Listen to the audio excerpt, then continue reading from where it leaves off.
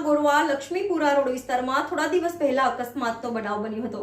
અકસ્માતના પગલે ward number 9 યુવા કાઉન્સિલર શ્રીરંગ રાજેશ આયરે દ્વારા અકસ્માતના બનાવ અંગે સ્પીડ બ્રેકરની કામગીરી હાથ ધરવામાં આવી હતી। વડોદરા શહેરમાં ગોરવા લક્ષ્મીપુરા રોડ વિસ્તારમાં આવેલ સ્વામી વિવેકાનંદ પાસે ગત 7મી રોજ અકસ્માતમાં બનાવમાં એક યુવાને જીવ ગુમાવ્યો હતો, જેને લઈને સ્વામી વિવેકાનંદ હાઇટ્સના પ્રમુખ અને લોકોએ વોર્ડ નંબર 9ના કાઉન્સિલર શ્રીરંગ રાજેશ આયરેને સ્પીડ બ્રેકર મૂકવાની રજૂઆત કરવામાં આવી હતી।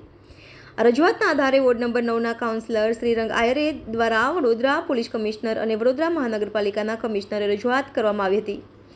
રજૂઆતના પગલે વોર્ડ નંબર 9માં આવેલ સ્વામી વિવેકાનંદ હાઇટ્સના વિભાગ 1 અને 2 ટીપી 10 લક્ષ્મીપુરા પાસે વારંવાર થતા અકસ્માતને અટકાવવા તાત્કાલિક ટ્રાફિક શાખાના મદદથી ગત રાત્રિએ સ્પીડ બ્રેકર બનાવવાની કામગીરી વોર્ડ નંબર 9ના કાઉન્સિલર દ્વારા કરવામાં આવી હતી, જેને લઈને અકસ્માતના બનાવો ઓછા થાય તે હેતુસર સ્પીડ બ્રેકરની કામગીરી હાથ ધરવામાં આવી હતી અને સ્વામી વિવેકાનંદ હાઇટના લોકોએ પૂર્વ કાઉન્સિલર રાજેશ આયરે અને યુવા કાઉન્સિલર શ્રીરંગ રાજેશ આયરેનો આભાર વ્યક્ત કર્યો હતો।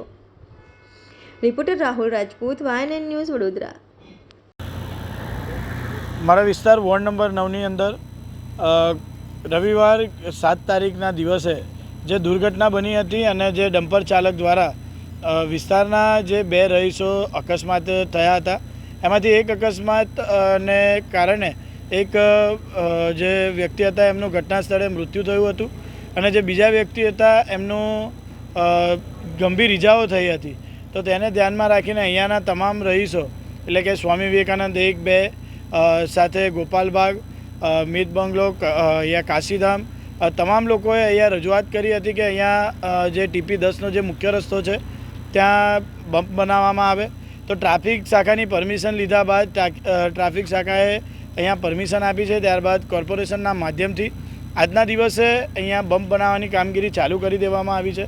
વિસ્તારના તમામ લોકોએ જ્યારે અમારા પર વિશ્વાસ મૂક્યો હોય તો અમે 4 કાઉન્સિલરોના માધ્યમથી આ રજૂઆતો કરવામાં આવી હતી અને ત્યારબાદ આજના દિવસે અહીંયા બમ્પનું કામ ચાલુ કરી દેવામાં આવ્યું છે।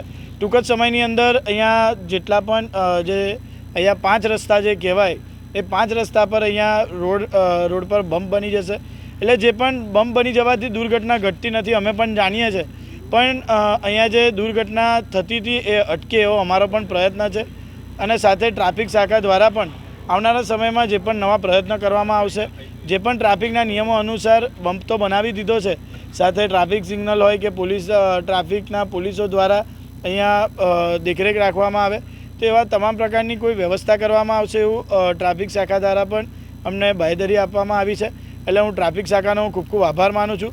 સાથે વડોદરા શહેર મ્યુનિસિપલ કમિશનર, વડોદરા શહેર મેયરશ્રી, સ્થાયી સમિતિના ચેરમેનશ્રી, ડેપ્યુટી મેયરશ્રી, સયાજીગંજ વિધાનસભાના ધારાસભ્યશ્રી તેમજ મારા સાથી કાઉન્સિલર તમામ લોકોનો હું ખૂબ ખૂબ આભાર। પણ એ લોકોએ આપણી જોડે માંગણી કરી છે અને અમે તમામ લોકો એકત્રિત થઈને તેમના કામ પૂરા કરવા માટે અગ્રેસર રહ્યા છે અને આજના દિવસે ફરીથી એક વખત વોર્ડ નંબર 9ની અંદર વિકાસલક્ષી એટલે કે લોકોને ધ્યાનમાં રાખીને જે કામો કરવાના હોય છે એ કામો કરવામાં આવ્યા છે। જે આજના દિવસે આ કામ થયું છે એ બદલ અહીંયાના તમામ લોકોએ પણ અમારો અહીંયા અમને તેમના વતી ઘણી વખત કાગળો પણ આપવામાં આવ્યા હતા કે આ બમ્પ થઈ જાય તો આજના દિવસે આ થઈ ગયા છે અને વડોદરા શહેર કમિશનરનો, મ્યુનિસિપલ કમિશનરશ્રીનો અને પોલીસ કમિશનરશ્રીનો સાથે ધારાસભ્યશ્રીનો હું ખૂબ ખૂબ આભાર માનું છું। Subscribe now and press the bell icon. Never miss an update.